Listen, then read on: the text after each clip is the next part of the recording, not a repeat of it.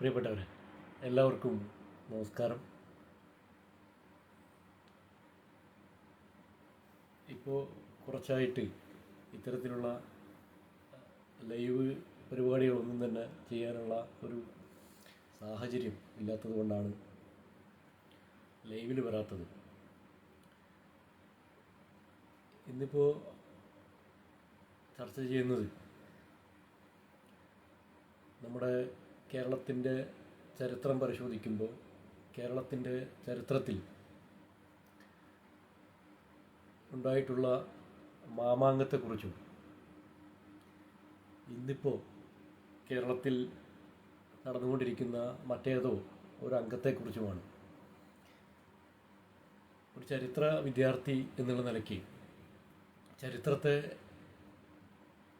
ആരെങ്കിലും വളച്ചൊടിക്കുന്നത് കാണുമ്പോൾ ചരിത്രവുമായി ഒരു ബന്ധവുമില്ലാതെ ചരിത്രത്തെ തന്നെ കൂട്ടുപിടിച്ച് എന്തെങ്കിലുമൊക്കെ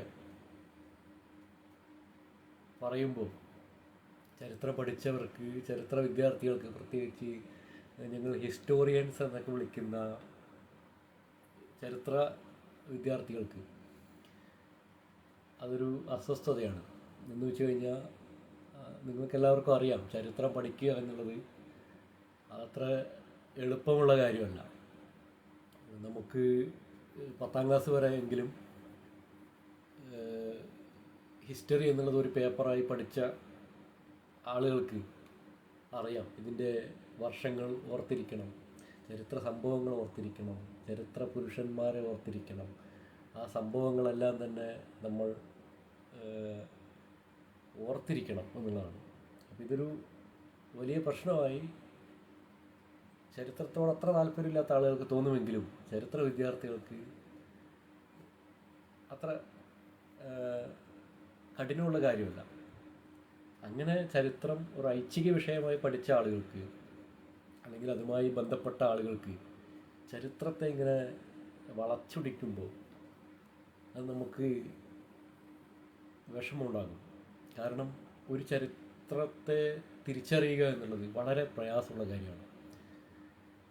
ഒരു ചരിത്രകാരൻ ചരിത്രത്തെ പഠനം നടത്തുന്നത് വളരെ പ്രയാസപ്പെട്ടാണ്, വളരെ ബുദ്ധിമുട്ടിയാണ്, ഒരുപാട് എഫേർട്ട് എടുത്തിട്ടാണ്. കാരണം ഇന്നത്തെ പോലെ തന്നെ സാങ്കേതിക വിദ്യയൊന്നും മെച്ചപ്പെടാത്തൊരു കാലത്ത് ചരിത്ര വിശകലനം ചെയ്യുക എന്നുള്ളത് പലപ്പോഴും വല്ലാത്തൊരു പ്രഹേളികയൊക്കെയായി മാറാറുണ്ട്. പക്ഷേ ഇന്ന് ആധുനിക സാങ്കേതിക വിദ്യയുടെ സഹായത്തോടു കൂടിയൊക്കെ തന്നെ C14 എന്നൊക്കെ പറയുന്ന കാർബൺ ഡേറ്റിംഗ് സംവിധാനമൊക്കെ ഉണ്ട്. നമുക്ക് മറ്റ് വഴികളുണ്ട് ഈ കൂടുതൽ സുതാര്യമായി ചരിത്രത്തെ അറിയുന്നതിന് വേണ്ടി. അങ്ങനെ നമ്മുടെ ചരിത്രകാരന്മാർ നമുക്ക് പോയ കാലത്തെ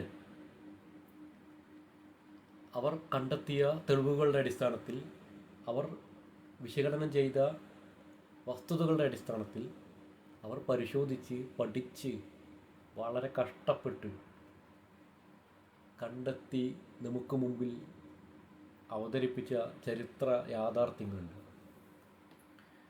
അപ്പോൾ അതിനെയൊക്കെ ഇങ്ങനെ വളരെ നിസ്സാരമായി വളച്ചൊടിക്കുന്നത് കാണുമ്പോൾ, കേരളമെന്ന് കേട്ടാൽ അഭിമാനപൂരിതമാകണം അന്തരംഗം എന്ന് പറയുന്നത് പോലെ ചരിത്ര വിദ്യാർത്ഥികൾക്ക് വല്ലാത്തൊരു പ്രയാസമുണ്ടാകും. അതിൻ്റെ ഭാഗമായിട്ടാണ് ഇത്തരമൊരു വിശകലനത്തിലേക്ക് കിടക്കുന്നത്. ഇതുമായി ബന്ധപ്പെട്ട് ഒരു പോസ്റ്റ് എഴുതിയിട്ടിരുന്നു വിശദമായി തന്നെ. കാരണം ചരിത്രം നമ്മൾ വ്യാഖ്യാനിക്കുമ്പോൾ, ചരിത്രത്തെക്കുറിച്ച് നമ്മൾ പറയുമ്പോൾ അതിൽ നമ്മുടേതായ കയ്യിൽ നിന്നെടുത്തിടൽ പരിപാടി ഉണ്ടല്ലോ, അത് പാടില്ല എന്നുള്ളതാണ്. അതാണ് ഒരു ചരിത്രത്തെ പഠിക്കുന്ന ഒരു വിദ്യാർത്ഥിക്ക് പ്രാഥമികമായി ചെയ്യാനുള്ളത്. നമ്മുടെ താല്പര്യത്തിനനുസരിച്ച് ചരിത്രത്തെ വളച്ചൊടിക്കരുത് എന്നുള്ളതാണ്. അതുകൊണ്ട് തന്നെ ചരിത്രത്തെ എഴുതി വയ്ക്കുക. ഈ പറഞ്ഞതുപോലെ നമ്മുടെ കാലഗണനയും അതുപോലെ അതുമായി ബന്ധപ്പെട്ടുകൊണ്ടുള്ള ആളുകളുടെ പേരുകളൊക്കെ തന്നെ നമ്മൾ മാറിപ്പോകരുത്, തെറ്റ് വരരുത് എന്നുള്ളത് കൊണ്ട് തന്നെ അത്തരം കാര്യങ്ങൾ പോസ്റ്റായി എഴുതുന്നത്. എന്നാൽ അത് പോരാ എന്ന് തോന്നിയത് കൊണ്ടാണ് ചെറിയ സമയമെടുത്തുകൊണ്ട് ഈ രണ്ട് കാര്യങ്ങൾ ഒന്ന് പങ്കുവയ്ക്കാമെന്ന് കരുതുന്നത്. ആദ്യമേ തന്നെ കേരളത്തിൽ പണ്ടുകാലത്ത് നിലനിന്നിരുന്ന മാമാങ്കം എന്താണ് എന്നുള്ള ഒരു പരിശോധന വളരെ ചെറിയ രീതിയിലാണ് നടത്തുന്നത്. ഈ പറഞ്ഞതുപോലെ എൻ്റെ കയ്യിൽ നിന്നെടുത്ത് ഇത് പറയുകയല്ല, എൻ്റെ ഇഷ്ടത്തിനനുസരിച്ച് പറയുകയല്ല, ചരിത്രകാരന്മാർ കണ്ടെത്തിയ തെളിവുകളിലൂടെ ഉള്ള ഒരു സഞ്ചാരമാണ് ഉദ്ദേശിക്കുന്നത്. ഏകദേശം ഒരു നൂറ്റാണ്ട് കാലത്തോളം നീണ്ടുനിന്ന ചോള ചേര യുദ്ധത്തിൻ്റെ അവസാനം ചേരന്മാരുടെ വിജയത്തോടു കൂടിയായിരുന്നു. പക്ഷേ ചേരന്മാരുടെ സാമ്രാജ്യം നാമാവശേഷമാവുകയാണ് ചെയ്തത്. കേരള ചരിത്രം പഠിച്ചവർക്ക് അറിയാൻ പറ്റും. കേന്ദ്രീകൃത ഭരണത്തിന് കീഴിലായിരുന്ന അന്നത്തെ നാട്ടുരാജ്യങ്ങളിൽ പലതും സ്വതന്ത്ര രാജ്യങ്ങളായി മാറിയത് ഇതിൻ്റെ പരിണിത ഫലമാണ്. സ്വതന്ത്ര രാജ്യങ്ങളായി മാറിയത് എന്ന് വെച്ച് കഴിഞ്ഞാൽ കേരളത്തിനുള്ളിലുള്ള ഭൂപ്രദേശങ്ങളെ തന്നെയാണ് പറയുന്നത്. നമുക്കറിയാം, അന്ന് തിരുവിതാംകൂറും മലബാറും ഒക്കെ ആയിട്ട് നമ്മുടെ നാട്ടുരാജ്യങ്ങളായിരുന്നു. അപ്പോൾ രാജ്യങ്ങൾ എന്ന് പറയുമ്പോൾ കേരളത്തിൻ്റെ പുറത്തുള്ള സംസ്ഥാനങ്ങളെ കൂടിയല്ല ഉദ്ദേശിക്കുന്നത്, കേരളത്തിനകത്തുള്ള ഭൂപ്രദേശങ്ങളെ കൂടിയാണ് എന്ന് നമ്മൾ മനസ്സിലാക്കേണ്ടതുണ്ട്. അന്നത്തെ നിയമവും ക്രമസമാധാനവും സൈനിക നടപടികളുമെല്ലാം ചില ആചാരങ്ങളുടെയും അനുഷ്ഠാനങ്ങളുടെയും അന്ധവിശ്വാസങ്ങളുടെയും ബലത്തിലാണ് മുന്നേറിയിരുന്നത്. ജന്മി സമ്പ്രദായം കൊടുമ്പിരിക്കൊണ്ട കാലമാണ്. സ്വതന്ത്രങ്ങളായ കേരളത്തിലെ നാട്ടുരാജ്യങ്ങളിൽ പ്രബലമായിരുന്നു ഏതൊക്കെ? കോലത്ത് നാട്, നെടിയുരുപ്പ്, പെരുമ്പടപ്പ്, വേണാട്, തെക്കേ മലബാർ എന്നിവ. ഇതിൽ ഈ നെടിയുരുപ്പ് സ്വരൂപമാണ് പിന്നീട് സാമൂതിരിയുടെ സാമ്രാജ്യമായി മാറിയത്. തെക്കേ മലബാർ കോലത്തിരി രാജവംശത്തിൽപ്പെട്ട വള്ളുവ കോനാതിരിയുടെ ഭരണത്തിലായിരുന്നു. പെരുമാൾ വംശമായിരുന്നു അതിനു മുമ്പ് അവിടെ ഭരിച്ചിരുന്നത്. മാമാങ്കം നടത്താനുള്ള വിശിഷ്ടാധികാരം വള്ളുവ കോനാതിരിക്കായിരുന്നു അവസാനത്തെ പെരുമാൾ കൽപ്പിച്ചു കൊടുത്തത്. പിന്നീട് കോനാതിരിമാർ പലതവണ രക്ഷാപുരുഷന്മാരായി നിലപാട് നിന്നു പോകുന്നു. എന്ന് വെച്ചാൽ മാമാങ്കത്തിൻ്റെ ഒരു ചടങ്ങാണ് നിലപാട് നിൽക്കുക എന്ന് പറയും, നിലപാട് തറയിൽ നിൽക്കുക എന്നുള്ളത്. കോഴിക്കോട്ടെ സാമൂതിരിക്ക് പണ്ട് വള്ളുവനാട് കീഴടക്കണമെന്നുള്ള ഒരു ആഗ്രഹം ഉണ്ടായിരുന്നു. പെരുമാക്കന്മാരുടെ രണവീര്യവും ചങ്കൂറ്റവും നേരിട്ടറിഞ്ഞ സാമൂതിരി പെരുമാൾ യുഗത്തിന് തിരശ്ശീല വീണതറിഞ്ഞപ്പോൾ ഒരു കൈ നോക്കാം എന്ന് തീരുമാനിച്ചു. അതായത് സാമൂതിരിക്ക് വള്ളുവനാട് പിടിച്ചെടുക്കണമെന്നുള്ള വല്ലാത്ത ആഗ്രഹം ഉണ്ടായിരുന്നു. അതായത് ഒരു രാജാവിൻ്റെ വീരത്വം എന്നുള്ളത് തൊട്ട അയൽ രാജ്യം കീഴടക്കുക എന്നുള്ളതാണ് അന്നത്തെ കാലത്ത് ഒരു സമ്പ്രദായം. അന്ന് ജന്മിത്വം കൊടുമ്പിരി കൊണ്ട കാലമാണ് എന്ന് നമ്മൾ പ്രത്യേകം ഓർക്കണം. എന്ന് വെച്ചാൽ ജന്മി അടിമ സമ്പ്രദായമായിരുന്നു. അപ്പോൾ അതിൻ്റെ വിശദാംശങ്ങളിലേക്ക് ഞാൻ കിടക്കുന്നില്ല, നിങ്ങൾക്ക് എല്ലാവർക്കും അറിയാം. അങ്ങനെ സാമൂതിരി വള്ളുവനാട്ട് അർജനുമായി പലതവണ കുമ്പുകോർക്കുകയുണ്ടായി. അവിടെയെല്ലാം സാമൂതിരിക്ക് അടിയറവും തോൽവിയും ഏറ്റുവാങ്ങേണ്ടി വന്നു. കാരണം ഇവർ വളരെ രണശൂരന്മാരായ ആളുകളാണ്. അതുകൊണ്ട് സാമൂതിരിക്ക് പലതവണ തോൽക്കേണ്ടി വന്നു. കാരണം ചേരമാൻ പെരുമാൾ പരിഭൂഷിച്ച ആയോധന മുറികൾ സൈന്യത്തിന് കൈവശം വന്നിരുന്നില്ല. പെരുമാക്കന്മാരുടെ രണവീര്യം സാമൂതിരിയെ കത്താൻ അനുവദിച്ചിരുന്നില്ല. അങ്ങനെയാണ് ഒരു വള്ളുവനാടൻ കോനാതിരി മറ്റൊരു നാട്ടുരാജ്യമായ പെരുമ്പടപ്പിലെ തമ്പുരാനുമായി സ്വരച്ചേർച്ചയിൽ അല്ലാതാവുകയും അത് യുദ്ധത്തിൽ കലാശിക്കുകയും ചെയ്തത്. ഈ ഒരു അവസരത്തിന് വേണ്ടി കാത്തിരുന്ന കോഴിക്കോട് സാമൂതിരി യുദ്ധത്തിൽ ഇടപെട്ട് പെരുമ്പടപ്പ് തമ്പുരാനുമായി ചേർന്ന് വള്ളുവനാട്ടർജനെ പരാജയപ്പെടുത്തുകയും ചെയ്തു. അങ്ങനെ 1350 മുതൽ സാമൂതിരി വള്ളുവനാട്ടിലെ മാമാങ്കത്തിന് നിലപാട് നിന്നു. വള്ളുവനാടിൻ്റെ പിന്നീട് അങ്ങോട്ട് ശരിക്കും ചെഞ്ചായമണിയുകയായിരുന്നു വള്ളുവനാടിൻ്റെ നാട് എന്നുള്ളതാണ്. ചെഞ്ചായമണിയുകയായിരുന്നു എന്ന് വെച്ച് കഴിഞ്ഞാൽ അവിടെ രണകളമാവുകയായിരുന്നു എന്നുള്ളതാണ് അതിൻ്റെ അർത്ഥം. അതിൽ മാമാങ്കം എന്ന് പറയുമ്പോൾ അത് ഏതെങ്കിലും ഒരു ക്ഷേത്രത്തിൻ്റെ ആചാരമല്ല, അത് ഏതെങ്കിലും ഒരു മതവിഭാഗത്തിൻ്റെ ഉത്സവ ആഘോഷമൊന്നുമല്ല എന്നുള്ളത് നമ്മൾ മനസ്സിലാക്കണം. അത് ഈ പറഞ്ഞതുപോലെ ചെഞ്ചായമണിയുന്ന ചോരക്കളിയുടെ ഒരു ആചാരമാണ് മാമാങ്കം എന്നുള്ളതാണ് ചരിത്രം നമ്മളോട് പറയുന്നത്. അതിൽ ഏറ്റവും പ്രധാനപ്പെട്ടത് മാമാങ്കത്തെ ചരിത്ര വിശകലനം ചെയ്യുമ്പോൾ ഇത് സാമൂതിരിയുടെയോ ഏതെങ്കിലും രാജാക്കന്മാരുടെ വീരത്വത്തിൻ്റെ കഥയല്ല മാമാങ്കം എന്നുള്ളത്. മാമാങ്കം എന്നുള്ളത് അവിടെ മരിച്ചു വീഴുന്ന ചാവേറുകളുടെ കഥയാണ് മാമാങ്കം എന്നാണ് ചരിത്രം വസ്തുനിഷ്ഠമായി പരിശോധിക്കുമ്പോൾ നമുക്ക് മനസ്സിലാക്കാൻ പറ്റുക. ഇത് ചാവേറുകളുടെ കഥയാണ്. നിങ്ങൾ ആലോചിച്ച് നോക്കുക. അതായത് ചാവേറ് പോവുക, സാമൂതിരിയെ നിലപാട് തറയിൽ സംരക്ഷിക്കാൻ വേണ്ടിയിട്ടാണ്. നമ്മുടെ വീട്ടിൽ നിന്ന് നിങ്ങളൊന്ന് ആലോചിക്കുക, ചരിത്രം പരിശോധിക്കുമ്പോൾ ഇങ്ങനെ കൂടി ആലോചിക്കണം. നമ്മുടെ വീട്ടിൽ നിന്ന് നമ്മുടെ മകൻ, നമ്മുടെ അച്ഛൻ, നമ്മുടെ അനുജൻ ഒക്കെ മാമാങ്കത്തിന് പോകാമെന്ന് വിചാരിക്കും.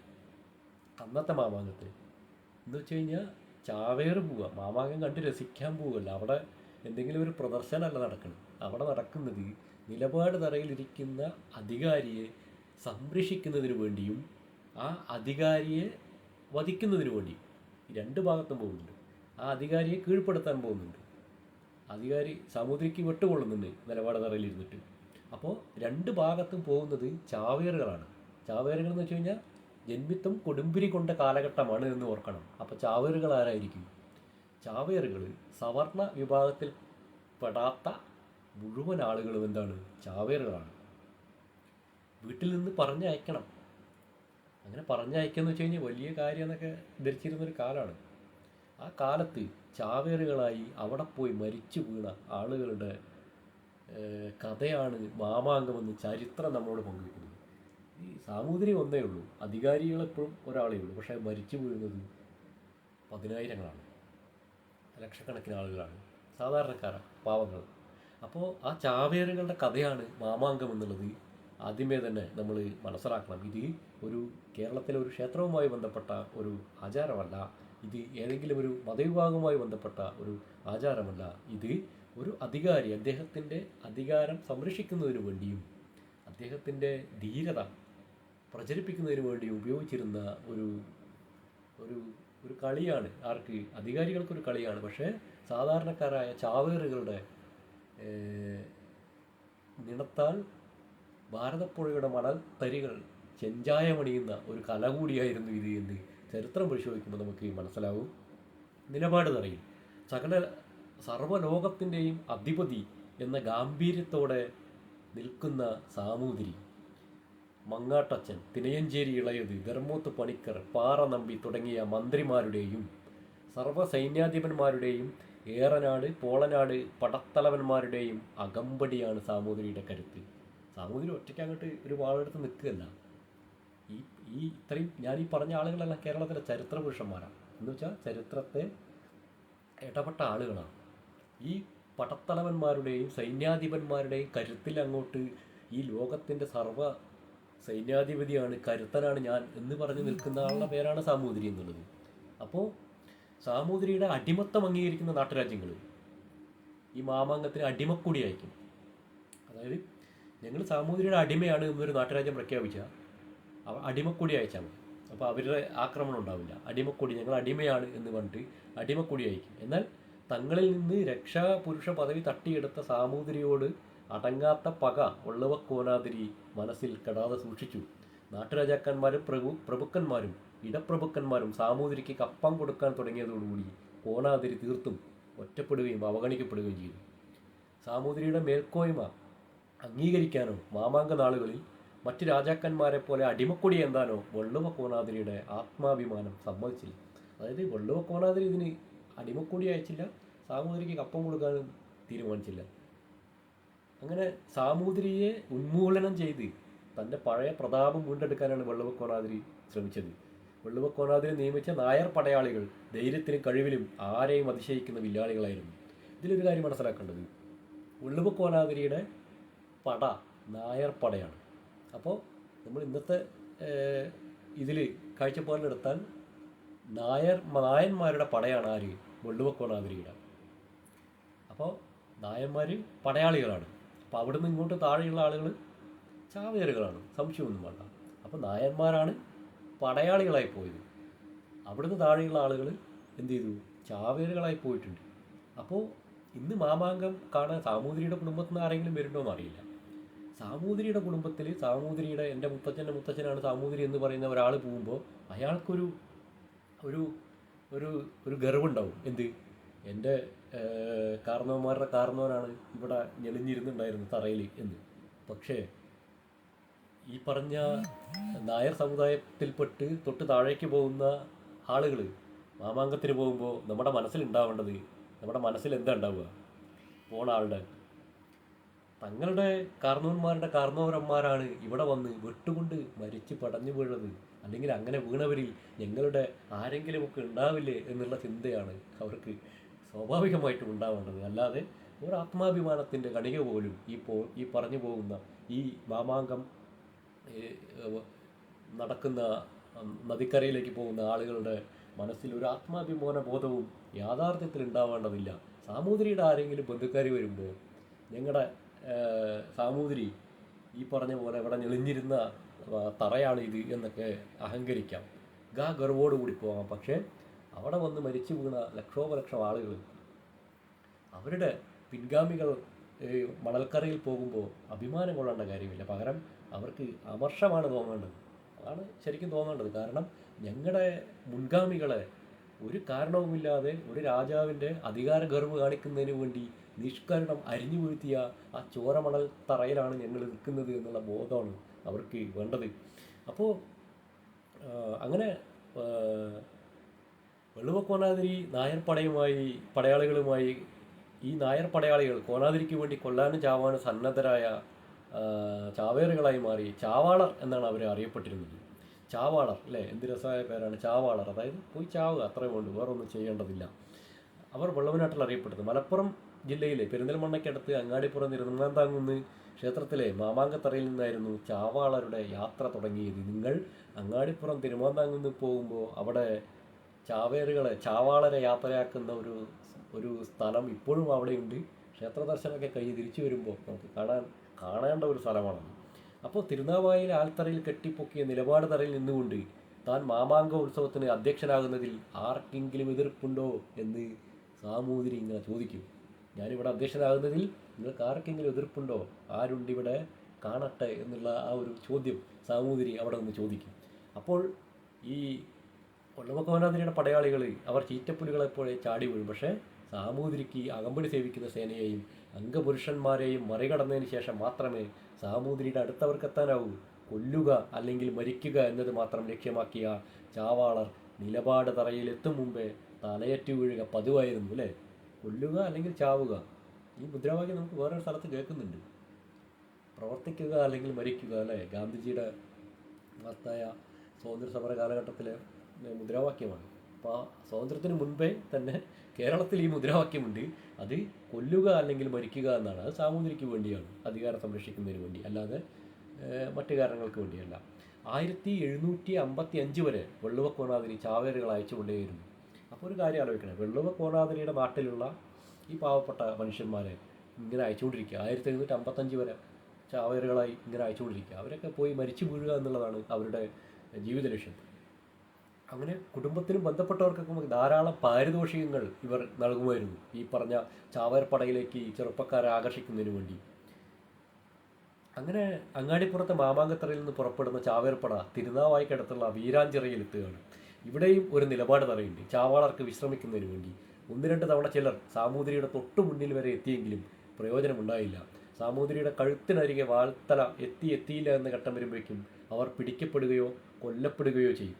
അങ്ങനെ മാമാങ്കോത്സവത്തിന് നിലപാട് നിൽക്കുക എന്ന വെള്ളുവ കോനാതിരിയുടെ ആ മോഹത്തിന് 1755 അന്ത്യം കുറിക്കുന്നത് വരെ, മാമാങ്കത്തിന് അന്ത്യം കുറിക്കുന്നത് വരെ അതിനൊരു ഫലമുണ്ടായില്ല. അടുത്ത മാമാങ്കത്തിനുള്ള ശ്രമങ്ങൾ നടത്തുന്ന വേളയിലാണ് ആര് വരുന്നത്? മൈസൂർ സുൽത്താനായ ഹൈദരലിയും സൈന്യവും മലബാറിലേക്ക് പ്രവേശിക്കുന്നത്. കോനാതിരിയുടെ സ്വപ്നവും സാമൂതിരിയുടെ രാജവാഴ്ചയും അങ്ങനെ മാമാങ്കം നിന്നോടുകൂടി ചരിത്രത്തിലേക്ക് മറയുകയാണ് ഉണ്ടായത്.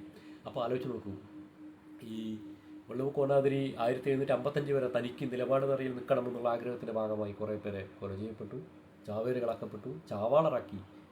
സാമൂതിരി ഇവിടെ ഞാൻ മറ്റാരെയും നിർത്തില്ല എന്നുള്ള അദ്ദേഹത്തിൻ്റെ കരുത്ത് കാണിക്കുന്നതിന് വേണ്ടി കുറേ ആളുകളെ ഇതാക്കി. കാരണം എന്ന് വെച്ച് കഴിഞ്ഞാൽ പലരും സാമൂതിരിയുടെ അടുത്ത് വരെ എത്തുന്നുണ്ടെന്ന് പറയുന്നത്. അപ്പോൾ അവരൊക്കെ മറ്റുള്ളവരെ കൊന്നതിന് ശേഷമാണ് എത്തുന്നത്. അപ്പോൾ ചാവേറുകളുടെ നേതൃത്വം പ്രധാനമായും ചന്ദ്രത്തിൽ പണിക്കർ, പുതുമന പണിക്കർ, കോവിൽക്കാട്ട് പണിക്കർ, വേർക്കോട്ട് പണിക്കർ എന്നീ 4 പടനായർ കുടുംബങ്ങളെയാണ് ഏൽപ്പിച്ചിരുന്നത്. തങ്ങളുടെ ബന്ധുക്കൾ സാമൂതിരിയുമായുള്ള മുൻ യുദ്ധങ്ങളിൽ കൊല്ലപ്പെടുക വഴി ഇവരെല്ലാം സാമൂതിരിയോടുള്ള കുടിപ്പക മനസ്സിൽ കൊണ്ടു നടക്കുന്നവരായിരുന്നു. അപ്പോൾ മേൽപ്പറഞ്ഞ പണിക്കന്മാരുടെയൊക്കെ ഫാമിലി, അതിലൊരു രസം നോക്കണേ. ഈ പറഞ്ഞവരെല്ലാം ഇന്ന് നമ്മൾ വ്യാഖ്യാനിക്കപ്പെടുന്ന ഹിന്ദുക്കളാണെന്ന് ആലോചിക്കണം കേട്ടോ. അതായത് ഇന്ന് നമ്മൾ വ്യാഖ്യാനിക്കുന്ന ഹിന്ദു മതം ഉണ്ടല്ലോ, ആ മതത്തിൽപ്പെട്ട ആളുകളാണ് ഈ പരസ്പരം ഇങ്ങനെ വെട്ടിയും കുത്തിയും ഈ മരിച്ചിട്ടുണ്ടായിരുന്നത് നിലപാട് തറയ്ക്ക് വേണ്ടിയിട്ട് എന്നുള്ള കാര്യം കൂടി ഒന്ന് ഓർക്കണമെന്ന് ഞാൻ ഓർമ്മിപ്പിക്കുകയാണ്. മാമാങ്കത്തിന് ചാവേറാവാൻ തീരുമാനിച്ചാൽ ആ വ്യക്തി പിന്നീട് രാജ്യത്തിൻ്റെ പൊതുസ്വത്തായി മാറും എന്നുള്ളതാണ്. സ്വരൂപത്തിൽ നിന്ന് പ്രായശ്ചിത്തം ചെയ്തതായി പറയുന്ന ഗ്രന്ഥരേഖയുണ്ട്. അപ്പോൾ ചരിത്രം ഇങ്ങനെയുള്ള രേഖകൾ ഉദ്ധരിച്ചുകൊണ്ടാണ് പറയുക, ഇങ്ങനെ രാജ്യത്തിൻ്റെ സ്വത്തായി മാറുമെന്നുള്ള ഒരു രേഖ, ഗ്രന്ഥരേഖ ഉണ്ട് എന്നുള്ളതാണ് സൂചിപ്പിക്കുന്നത്. മാമാങ്ക ദിവസം തിരുമാന്താംകുന്ന് ക്ഷേത്രത്തിലെ ചാവേർ തറയിൽ പ്രാർത്ഥിച്ച ശേഷം ചാവേറുകൾ തിരുനാവായിലേക്ക് പുറപ്പെടുന്നു. മാമാങ്കം ദിനങ്ങളിലെ ആൽത്തറയിൽ പ്രത്യേകം കെട്ടിയുണ്ടാക്കിയ മണിത്തറയിൽ സാമൂതിരി ഉടവാളും പിടിച്ച് നിലപാട് നിൽക്കും. ഇവിടേക്ക് ചാവേറുകൾ ഊരിപ്പിടിച്ച വാളും വീശിയെത്തും. കനത്ത സുരക്ഷാ സന്നാഹങ്ങൾക്കിടയിലൂടെ പൊരുതി കടന്നു വേണം സാമൂതിരിയുടെ തലയിറക്കുന്നതിന് വേണ്ടി. എന്നാൽ എല്ലാവരും സാമൂതിരിയുടെ കാവൽപടന്മാരിൽ കൊല്ലപ്പെടുകയാണ് ചെയ്യാറ്. തീയിലേക്ക് പറന്നെത്തുന്ന ഈയമ്പാറ്റകളെ പോലെ ഇവർ എന്തു ചെയ്യും? എരിഞ്ഞൊടുങ്ങും. എന്നാൽ 1505 മാമാങ്കത്തിൽ ചെങ്ങഴി നമ്പ്യാരുടെ നേതൃത്വത്തിൽ വന്ന ചാവേറുകൾ സാമൂതിരിയുടെ സുരക്ഷാ സന്നാഹങ്ങളെ നിഷ്പ്രഭമാക്കിയതായി ചെങ്ങഴി നമ്പ്യാർ പാട്ട്, കണ്ടവർ മേനവൻ പാട്ട് എന്നിവയിൽ പരാമർശമുണ്ട്. ഇങ്ങനെയാണ് ചരിത്രം വ്യാഖ്യാനിക്കുക. അതായത് 1505 മാമാങ്കത്തിൽ ചെങ്ങഴി നമ്പ്യാരുടെ നേതൃത്വത്തിൽ വന്ന ചാവേറുകൾ സാമൂതിരിയുടെ സുരക്ഷാ സേനയെ ഭേദിച്ചെത്തി എന്നുള്ളത് ചെങ്ങഴി നമ്പ്യാർ പാട്ട്, ഒരു പാട്ട്, ആ പാട്ടിൽ പറയുന്നുണ്ട്. അതേപോലെ കണ്ടവർ മേനവൻ പാട്ട് എന്നിവയിൽ പരാമർശമുണ്ട് എന്ന് ചരിത്രം വ്യാഖ്യാനിച്ചിടുകയാണ്, ഉറപ്പിക്കുകയാണ്. 10,000 സൈനികരെ വരെ സാമൂതിരി സംരക്ഷിച്ചിരുന്നു. എന്നാൽ ചിലയിടങ്ങളിൽ കാണുന്നുണ്ട്, ചാവേറുകളെ അയക്കാൻ തുടങ്ങിയ ശേഷമുള്ള 400 വർഷങ്ങളോളം ഒരു മാമാങ്കത്തിലും ചാവേറുകളാൽ ഒരു സാമൂതിരിയും വധിക്കപ്പെട്ടിട്ടില്ല. അപ്പോൾ വധിക്കപ്പെട്ടത് മുഴുവൻ 400 വർഷവും വധിക്കപ്പെട്ടത് മുഴുവൻ ആ ഭാഗത്തും ഈ ഭാഗത്തുമുള്ള ചാവാളരെയാണ് എന്നുള്ളത് മനസ്സിലാക്കണം. അതോടൊപ്പം തന്നെ ഞാൻ നേരത്തെ സൂചിപ്പിച്ചു, സാമൂതിരിയെ ഒരു ചാവേർ വെട്ടുന്നുണ്ട് എന്നുള്ളത്. 1695 മാമാങ്കത്തിൽ 16 വയസ്സുകാരൻ ചന്ദ്രത്തിൽ ചന്തുണ്ണി എന്ന ചാവേർ നിലപാട് തറയിലെത്തുകയും സാമൂതിരിയെ വെട്ടുകയും ചെയ്തു. എന്നാൽ സാമൂതിരി ഒഴിഞ്ഞു മാറിയതിനാൽ കഷ്ടിച്ച് രക്ഷപ്പെട്ടു എന്നും അതേപോലെ തന്നെ മറ്റു സൈനികൻ നിലവിളക്ക് കൊണ്ട് ആ വെട്ട് തടുത്തു എന്നും 2 പരാമർശമുണ്ട്. എന്തായാലും 16 വയസ്സുകാരൻ ചന്ദ്രത്തിൽ ചന്തുണ്ണി എന്ന ചാവേർ നിലപാട് തറയിലെത്തി. നിങ്ങൾ ഒന്ന് ആലോചിച്ച് നോക്കൂ, 16 വയസ്സുള്ള ഒരു ബാലൻ അല്ലേ, 18 വയസ്സാണ് ഇന്ന് വോട്ടവകാശം. 16 വയസ്സുള്ള ഒരു ബാലനെ നിലപാട് തറയിലെത്തണമെങ്കിൽ സാമൂതിരിയുടെ അടുത്തെത്തി സാമൂതിരിയെ വെട്ടി എന്നാണ് പറയുന്നത്. അപ്പോൾ സാമൂതിരിയെ വെട്ടി എന്നുള്ളത് ചിലപ്പോൾ ചരിത്ര രേഖകൾ ഉണ്ടാവില്ല, കാരണം അത് രാജാവിനെതിരാണല്ലോ, അതുകൊണ്ട് അത് ചിലപ്പോൾ പരാമർശിക്കപ്പെടില്ല. പക്ഷേ നിലപാട് തറയിലെത്തി എന്ന് കണക്കാക്കാം, നിലവിളക്ക് കൊണ്ട് തടുത്തു എന്ന് കണക്കാക്കാം. അപ്പോൾ ആ കുട്ടി എത്രത്തോളം വെട്ടുകളേറ്റ് വാങ്ങിയിട്ടുണ്ടാവും? 16 വയസ്സെന്ന് വെച്ച് കഴിഞ്ഞാൽ 10ാം ക്ലാസ് പഠിക്കുന്ന കുട്ടിയാണ് ഇന്നത്തെ. അപ്പോൾ അത്തരത്തിലുള്ള കുട്ടികളും ഈ പറഞ്ഞ ഭാരതപ്പുഴയുടെ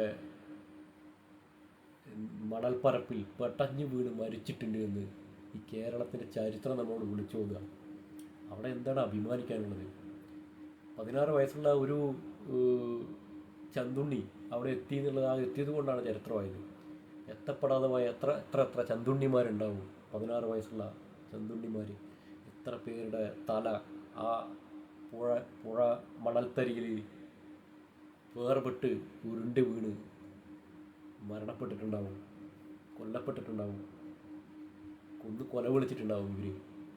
ഒന്ന് ആലോചിച്ച് നോക്കണം. അവിടെയാണ് ചരിത്രത്തിൽ നമ്മൾ അഭിരമിക്കുമ്പോൾ, ചരിത്രത്തിൽ നമ്മൾ അഹങ്കാരം കൊള്ളുമ്പോൾ, ഇങ്ങനെയുള്ള ചരിത്ര താളുകൾ പരിശോധിക്കുമ്പോൾ നമ്മുടെ തല കുനിയണം. നമ്മളിൽ അപകർഷതാ ബോധം ഉണ്ടാവണം. നമ്മൾ ലജ്ജിക്കണ്ടേ? 16 വയസ്സുള്ള ഒരു ബാലൻ സാമൂതിരിയുടെ നിലപാട് തറയിൽ എത്തിയെന്ന് പറയുമ്പോൾ എത്രയോ 16 വയസ്സുള്ള പിഞ്ചു കുട്ടികളുടെ തല കൊയ്ത് മാറ്റിയിട്ടുണ്ടാവും അവിടെ. ചരിത്രം പരിശോധിക്കുമ്പോൾ അഭിമാനിക്കുക മാത്രമല്ല, ചരിത്രത്തിൽ ചെയ്ത നീതികേടുകളോട് പശ്ചാത്തപിക്കുക കൂടി വേണം എന്നുള്ളത് ഒരു യഥാർത്ഥ ജനാധിപത്യവാദിക്കും ചരിത്ര വിദ്യാർത്ഥിക്കുമൊക്കെ തോന്നേണ്ട ഒരു കാര്യമാണ്.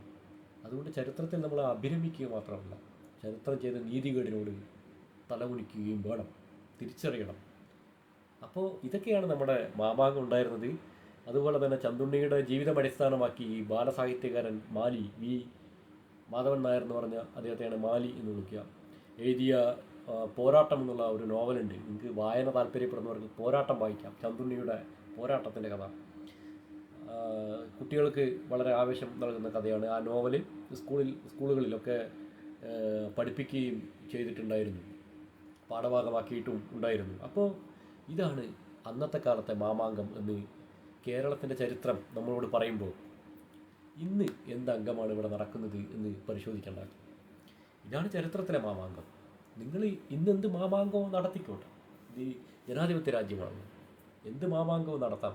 ഇന്ത്യൻ ഭരണഘടന അനുശാസിച്ചിട്ടുള്ള സൗകര്യങ്ങൾ ഉപയോഗിച്ചുകൊണ്ട്, ആനുകൂല്യങ്ങൾ ഉപയോഗിച്ചുകൊണ്ട് നമ്മുടെ ഇന്ത്യ രാജ്യത്ത് എന്ത് മാമാങ്കമാണെങ്കിലും നടത്താം, അതിലൊന്നും തെറ്റില്ല. പക്ഷേ ചരിത്രത്തിലെ മാമാങ്കം ഞാൻ മേൽ സൂചിപ്പിച്ച അത് കേരളത്തിൽ നടന്ന ഒരു മാമാങ്കത്തിൻ്റെ ഒരു ഹ്രസ്വരൂപമാണ്. ആ മാമാങ്കത്തെ കൂട്ടുപിടിച്ചുകൊണ്ട് ഇന്ന് നടക്കുന്നത് എന്ത് അംഗമാണ് എന്നുള്ളത് എനിക്ക് മനസ്സിലായിട്ടില്ല. നിങ്ങൾ പരിശോധിക്കൂ, ഈ മാമാങ്കം ഇപ്പോൾ ഇവിടെ നടക്കുന്ന ഈ അംഗവുമായി പുലബന്ധം പോലും ഇല്ലാത്ത കാര്യമാണ്. ചരിത്ര വസ്തുതകൾ പരിശോധിക്കുമ്പോൾ ഇന്ന് നടക്കുന്ന അംഗം എന്നുള്ളത് RSSൻ്റെ അതുപോലെ തന്നെ സംഘപരിവാർ പ്രസ്ഥാനങ്ങളുടെ നേതൃത്വത്തിൽ നടക്കുന്ന ഒരു അംഗമാണ്. അതിൽ കൂടുതൽ തെളിവുകളൊന്നും ഞാൻ നിരത്തുന്നില്ല, 1-2 കാര്യങ്ങൾ മാത്രം സൂചിപ്പിച്ചു പോകാം. ഇന്ന് നടക്കുന്ന ഈ പറയുന്ന അംഗം, ഇതിൻ്റെ പ്രചാരകരാരാണ്? ഇതിനു വേണ്ടി വാദിക്കുന്നത് ശശികലയെ പോലെയുള്ള വിശ്വഹിന്ദു പരിഷത്തിൻ്റെ നേതാക്കന്മാരാണ്.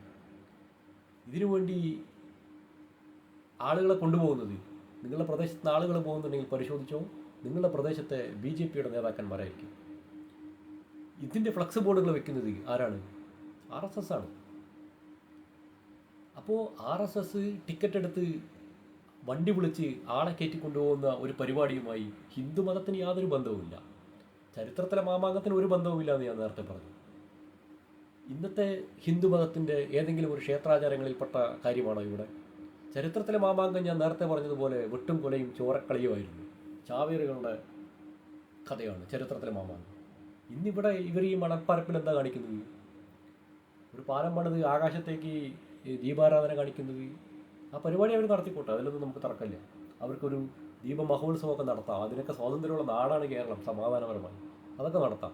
പക്ഷേ ചരിത്രത്തിലെ മാമാങ്കത്തിൻ്റെ ആവിഷ്കാരമാണിതെന്നും ഹിന്ദുക്കളുടെ ഉന്നമനത്തിന് വേണ്ടിയാണ് എന്നും പറയുന്നത് വ്യാജമാണ് എന്ന് ഊന്നി പറയേണ്ടത് ഒരു ചരിത്ര വിദ്യാർത്ഥിയുടെ ഉത്തരവാദിത്വമാണ്. ചരിത്രത്തിലെ മാമാങ്കവുമായി ഇതിന് യാതൊരു ബന്ധവുമില്ല എന്ന് ഞാൻ പറഞ്ഞു. ഹിന്ദു മതവുമായി ഈ മാമാങ്കത്തിനൊരു ബന്ധവുമില്ല. ചരിത്രത്തിലെ മാമാങ്കത്തിന് യാതൊരു ബന്ധവുമില്ല. കാരണം അവിടെ അങ്ങോട്ടും ഇങ്ങോട്ടും വെട്ടി കൊല ചെയ്യപ്പെട്ടത് ഇന്നത്തെ ഹിന്ദു വിഭാഗത്തിൽപ്പെട്ട ആളുകളാണ്. ഇന്നത്തെ ഞാൻ നേരത്തെ പറഞ്ഞല്ലോ, ജന്മിത്തം കൊടുമ്പിരി കൊണ്ടിരുന്ന ഒരു കാലഘട്ടമാണത്. സാമൂതിരിയുടെ കാലഘട്ടം അങ്ങനെയാണ്. സാമൂതിരി ചെയ്തത് എന്നെ ഇന്ന് ഞാൻ വിമർശിക്കും. പക്ഷേ സാമൂതിരി ചെയ്തത് അന്നത്തെ രാജവാഴ്ചയുടെ നിയമങ്ങളാണ് എന്ന് നമുക്കറിയാം. ഒരു ചരിത്ര വിദ്യാർത്ഥി എന്നുള്ള നിലയ്ക്ക് എനിക്കും അറിയാം. പക്ഷേ അതിനെ ഇന്ന് ആധുനിക ജനാധിപത്യ ഈ വ്യവസ്ഥിതിയിൽ സാമൂതിരി ചെയ്തത് ഹിന്ദുക്കളുടെ ഉന്നമനത്തിന് വേണ്ടിയാണ് എന്ന് വാദിക്കുന്നവരോട് ഗുഡ് നൈറ്റ് എന്ന് മാത്രമേ പറയാനുള്ളൂ. ഞാൻ നമ്മുടെ ഒരു സുഹൃത്തുമായി സംസാരിക്കുകയുണ്ടായി. അപ്പം അദ്ദേഹം പറഞ്ഞു, ഇത് ഹിന്ദുക്കളുടെ ഉന്നമനത്തിന് വേണ്ടിയാണ് ഇത് സംഘടിപ്പിക്കുന്നത്, അവിടെ എല്ലാതരം ആളുകളും വരുന്നുണ്ട്, ഇത് BJPയുടെ പരിപാടിയൊന്നും അല്ല എന്നാണ്. അത്തരക്കാരോട് പറയാനുള്ളത്, BJPയുടെ പരിപാടിയല്ലാതെ BJPക്കാർ എന്തിനാണ് ഫ്ലക്സ് ബോർഡ് വെച്ച് ഇത് പ്രചരണം ചെയ്യുന്നത്? BJPക്കാർ എന്തിനാണ് ഇതിനെ വണ്ടി വിളിച്ച് ടിക്കറ്റ് വെച്ച് ആളെ കൊണ്ടുപോകുന്നത്? RSSൻ്റെ നേതാവായ ശശികല ഇതിനു വേണ്ടി വാദിക്കുന്നു. അപ്പോൾ ഈ മണൽക്കരയിൽ ഇപ്പോൾ നടക്കുന്ന അംഗത്തിനു വേണ്ടി സംസാരിക്കുന്നതും പ്രചാരകരാകുന്നതും ആളെ കൊണ്ടുപോകുന്നതുമെല്ലാം സംഘപരിവാറിൻ്റെ പ്രവർത്തകരാണ് എന്നുള്ളത് കൊണ്ട് തന്നെ ഇത് സംഘപരിവാറിൻ്റെ പരിപാടിയാണ്. അവർക്ക് പരിപാടി നടത്താം, അതിലൊന്നും തർക്കമില്ല. സംഘപരിവാർ പരിപാടി നടത്താനും കേരളത്തിൽ സമാധാനപരമായി നടത്താം, ഒരു തർക്കവുമില്ല. പക്ഷേ ഇത് ഹിന്ദു മതവുമായി ഇതിനെ കൂട്ടിച്ചേർക്കുമ്പോൾ അതിൽ ചില പിഴവുകളുണ്ട്, അതിൽ ചില വ്യാജ കാര്യങ്ങളുണ്ട് എന്ന് ചൂണ്ടിക്കാണിക്കാൻ നമ്മൾ ബാധ്യസ്ഥരാണ്. ഹിന്ദുമതവുമായോ കേരളത്തിൻ്റെ ക്ഷേത്ര പാരമ്പര്യവുമായോ ഇതിന് പുലബന്ധം പോലുമില്ല എന്നുള്ളതാണ്. ഞാനത് പോസ്റ്റിൽ വിശദമായി സൂചിപ്പിക്കുന്നുണ്ട്. കേരളത്തിൻ്റെ ക്ഷേത്ര പാരമ്പര്യമായി ഈ കുംഭമേള എന്ന് ഇവർ പറയുന്ന ഉത്തരേന്ത്യൻ സംസ്കാരത്തിന് യാതൊരു ബന്ധവുമില്ല. ഉത്തരേന്ത്യയിൽ കുംഭമേള നടത്തുന്നുണ്ട്, UP നടത്തുന്നുണ്ട്, പലയിടങ്ങളിൽ നടത്തുന്നുണ്ട്. അത് അവരുടെ ആചാരമാണ്. അത് അവർക്ക് നടത്താനുള്ള സ്വാതന്ത്ര്യമുണ്ട്, അവരുടെ വിശ്വാസപ്രകാരം നടത്തുന്നുണ്ട്. പക്ഷേ കേരളത്തിലേക്ക് ഇത് കടത്തിക്കൊണ്ടുവരുമ്പോൾ ഇത് പഴയ മാമാങ്കമാണിതാ പുനർജനിക്കുന്നു എന്ന് പറയുമ്പോൾ ഒരു കേരളീയൻ എന്നുള്ള നിലയ്ക്ക്, ഒരു ചരിത്ര വിദ്യാർത്ഥി എന്നുള്ള നിലയ്ക്ക് ഇത് ഇതല്ല എന്ന് പറയേണ്ട ഉത്തരവാദിത്വം കേരളത്തിൽ ജീവിക്കുന്ന ഒരാളെന്നുള്ള നിലയ്ക്ക് നമുക്കുണ്ട്. അതുകൊണ്ട് തന്നെ ഇത് അവിടെ പലരും വരുന്നുണ്ട് എന്നാണ് പറയുന്നത്. പലർക്കും വരാം. സംഘപരിവാറിൻ്റെ പരിപാടിക്ക് ആർക്കും പോവാം, താല്പര്യമുള്ളവർക്കൊക്കെ പോവാം, താല്പര്യമുള്ളവരെ മുഴുവൻ അവർക്ക് കൊണ്ടുപോവാം, അതിനും തർക്കമില്ല. പക്ഷേ ഇത് RSSൻ്റെ സംഘപരിവാറിൻ്റെ പരിപാടിയാണ് എന്ന് ഊന്നിപ്പറയേണ്ടതുണ്ട്. അങ്ങനെ പല നിഷ്പക്ഷത ചമഞ്ഞുകൊണ്ട് ആട്ടംതോലിട്ട ചെന്നായ്ക്കൾ എന്നൊക്കെ പറയും. അപ്പോൾ അങ്ങനെ ഒരു രീതിക്ക് ഇടപെടേണ്ട കാര്യമില്ല. സംഘപരിവാറിന് ഒരു പരിപാടി നടത്താം. ഇത് ഞങ്ങൾ നടത്തുന്ന പരിപാടിയാണ്, സംഘപരിവാറിൻ്റെ ഈ പരിപാടി എന്ന് പറഞ്ഞ് നടത്താം, ഒരു തർക്കമില്ല. ഇവിടെ ആർക്കാ ഒബ്ജക്ഷൻ ഉണ്ട്? 100,000 പരിപാടികൾ അവർ നടത്തുന്നില്ല. പക്ഷേ ഈ പറഞ്ഞതുപോലെ ആളുകളെ തെറ്റിദ്ധരിപ്പിച്ചുകൊണ്ട്, ചരിത്രത്തെ വളച്ചൊടിച്ചുകൊണ്ട്, കേരളത്തിൻ്റെ ചരിത്രത്തെ വളച്ചൊടിച്ചുകൊണ്ട് ഇത്തരത്തിൽ ഒരു ഇടപെടൽ നടത്തുമ്പോൾ, തികച്ചും കേരളവുമായി ഒരു ബന്ധവുമില്ലാത്ത ഇത് കേരളത്തിൻ്റെ ചരിത്രം പുനർജനിക്കുകയാണ് എന്നുള്ള രീതിക്ക് നടത്തുമ്പോൾ, ഹിന്ദുമതവുമായി ഒരു ബന്ധവുമില്ലാത്ത, കേരളത്തിൻ്റെ ക്ഷേത്ര ആചാര പാരമ്പര്യങ്ങളുമായി ഒരു ബന്ധവുമില്ലാത്ത ഒരു കാര്യം ഇതാ ഇവിടെയുണ്ട്, നിങ്ങൾ വരൂ എന്ന് പറയുമ്പോൾ അത് വ്യാജമാണ് എന്ന് തുറന്നു കാണിക്കേണ്ട ഉത്തരവാദിത്വം നമുക്കെല്ലാവർക്കും ഉണ്ട്. അതുമാത്രമാണ് ചോദ്യം ചെയ്യുന്നത്. സംഘപരിവാറിന് പരിപാടി നടത്താം, സംഘപരിവാറിന് ടിക്കറ്റ് വയ്ക്കാം, ആളെ കൊണ്ടുപോകാം, വാഹനം ഏർപ്പാടാക്കി കൊണ്ടുപോകാം, എന്തും ചെയ്യാം.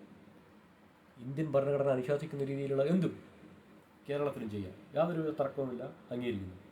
പക്ഷേ ഈ പറഞ്ഞതുപോലെ കേരളത്തിൻ്റെ ചരിത്രത്തെ വളച്ചൊടിക്കുമ്പോൾ, കേരളത്തിൻ്റെ ഹിന്ദുമതത്തിൻ്റെ ആചാരങ്ങളെ തെറ്റായി വ്യാഖ്യാനിക്കുമ്പോൾ ഇത് ഹിന്ദുമതത്തിൻ്റെ ആചാര ലംഘനമാണ് എന്ന് ചൂണ്ടിക്കാണിക്കേണ്ടത്.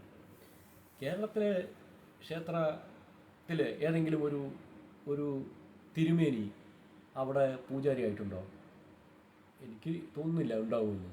കാരണം ഇത്തരം ആചാരങ്ങൾ കേരളത്തിൻ്റെ താന്ത്രിക വിധി പ്രകാരം ഉള്ളതല്ല.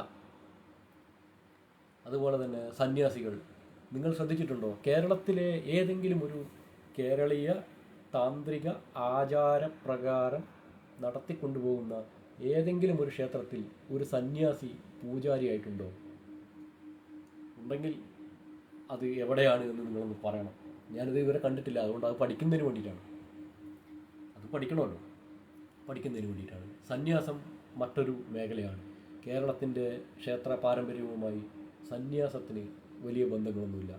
സന്യാസം എന്നുള്ളത് മറ്റൊരു മേഖലയാണ്. ക്ഷേത്രം ഇതിൽ നിന്നുള്ളത് മറ്റൊരു മേഖലയാണ്. കേരളീയ താന്ത്ര വിധി അല്ലേ? സംശയമുള്ളവർക്ക് കുഴിക്കാട്ട് പച്ച എന്നുള്ളൊരു പുസ്തകം വായിക്കാം. കേരളത്തിൻ്റെ താന്ത്രിക വിധികളെക്കുറിച്ച് വളരെ വിശദമായി പരാമർശിക്കുന്നതാണ്. കേരളത്തിലെ തന്ത്രിമാർ അവസാന വാക്കായി, നമ്മളിപ്പോൾ ഇന്ത്യൻ ഭരണഘടന എന്നൊക്കെ പറയില്ലേ, പഞ്ചായത്തിലാണെങ്കിൽ പഞ്ചായത്ത് രാജ് നോക്കണം എന്ന് പറയില്ലേ, സുപ്രീം കോടതിയിലാണെങ്കിൽ ഇത് നോക്കണമെന്ന് പറയില്ലേ. അപ്പോൾ അതിൻ്റെ പേര് മാറ്റി, അതുകൊണ്ട് പെട്ടെന്ന് അത് വരുന്നില്ല. CRP മറ്റേതല്ലല്ലോ, അപ്പോൾ പേര് മാറ്റിയല്ലോ. അപ്പോൾ മഹാത്മാഗാന്ധി തൊഴിലുറപ്പ് പദ്ധതി എന്ന് പെട്ടെന്ന് പറയുള്ളൂ. മറ്റേ എന്തോ ഒരു പേരില്ലേ, VBGB എന്നൊന്നും ഇപ്പോൾ പെട്ടെന്ന് വരില്ല, അതുപോലെ വന്നില്ല. അപ്പോൾ തന്ത്രിമാർ ആധികാരിക ഗ്രന്ഥമായി കരുതുന്ന കുഴിക്കാട്ട് പച്ച പരിശോധിക്കുക, ആർക്കും പരിശോധിക്കാനോ. കുഴിക്കാട്ട് പച്ചയിൽ ഈ കുംഭമേള പറയുന്നുണ്ടോ? കുഴിക്കാട്ട് പച്ചയിൽ മാമാങ്കം പറയുന്നുണ്ടോ? ഇല്ല. ഇനി അങ്ങനെ ഉണ്ടെങ്കിൽ ഒന്ന് പറഞ്ഞു തരണം. ഞാനിപ്പോൾ എൻ്റെ കണ്ണിൽപ്പെടാത്തതാണെന്നുണ്ടെങ്കിൽ അറിയുന്നതിന് വേണ്ടിയിട്ടാണ്. അപ്പോൾ പ്രിയപ്പെട്ട സുഹൃത്തുക്കളെ, കേരളത്തിൽ നടക്കുന്ന ഈ അംഗം പണ്ടത്തെ മാമാങ്കമായി ഇതിന് യാതൊരു ബന്ധവുമില്ല. കേരളത്തിൻ്റെ ക്ഷേത്ര പാരമ്പര്യവുമായി ഇതിന് യാതൊരു ബന്ധവുമില്ല. ഉണ്ടെങ്കിൽ അത് എങ്ങനെയെന്നുള്ളത് നമ്മുടെ സുഹൃത്തുക്കൾ കമൻറ്റ് ബോക്സിലോ ഒക്കെ കുറിച്ചിടണം. കാരണം എൻ്റെ അറിവില്ലായ്മയാണെങ്കിൽ അത് തിരുത്തിപ്പോകാൻ 100% വില്ലിങ്ങാണ് എന്നുകൂടി അറിയിക്കുകയാണ്. അപ്പോൾ അവിടേക്ക് ഈ തിരുനാവായയിലേക്ക് ആളുകൾ പോകുന്നതിനോട് യാതൊരു എതിർപ്പുമില്ല. താല്പര്യമുള്ള എല്ലാവർക്കും പോവാം. താല്പര്യമുള്ള ആളുകളെ മുഴുവൻ സംഘപരിവാറുകാർ കൊണ്ടുപോകണം, ടിക്കറ്റ് വെച്ച് കൊണ്ടുപോകണം, വാഹനം വിളിച്ച് കൊണ്ടുപോകണം. അങ്ങനെ പോകുമ്പോൾ നിങ്ങൾ സാമൂതിരിയുടെ ബന്ധുക്കാരാണെങ്കിൽ, നിങ്ങൾ വള്ളുവക്കോനാതിരിയുടെ പിന്മുറക്കാരാണെങ്കിൽ നിങ്ങൾ അഭിമാനത്തോടുകൂടി പോകണം. അന്നത്തെ അഭിമാനത്തോടുകൂടി. എൻ്റെ മുത്തശ്ശൻ അല്ലെങ്കിൽ എൻ്റെ അച്ഛൻ്റെ അച്ഛൻ്റെ അച്ഛൻ്റെ അച്ഛൻ ഇവിടെ ഈ നിലപാട് തറയ്ക്ക് വേണ്ടി ധീരമായി ഉടവാളൂരി കുറേ അപ്പാവികളെ കൊലയ്ക്ക് കൊടുത്ത് നിന്നതാണ് അഭിമാനത്തോടു കൂടി എന്നുള്ള ആത്മാഭിമാന ബോധമോ അല്ലെങ്കിൽ ആധുനിക ജനാധിപത്യ ബോധം ഉണ്ടെങ്കിൽ ചെറിയ അപകർഷത ബോധമോ ദുഃഖമോ അയ്യോ എൻ്റെ കാരണവന്മാർ ഇങ്ങനെയൊക്കെ ചെയ്തില്ലേ ദുഷ്ടന്മാർ എന്നുള്ള ചിന്തയോ തോന്നാം. അല്ലാതെ പോകുന്ന ആളുകൾ ഇന്നത്തെ ഹിന്ദു സോക്കോൾഡ് മതത്തിൽ ആണ് നമ്മളെന്ന് വിശ്വസിക്കുന്ന ആളുകളുണ്ടല്ലോ.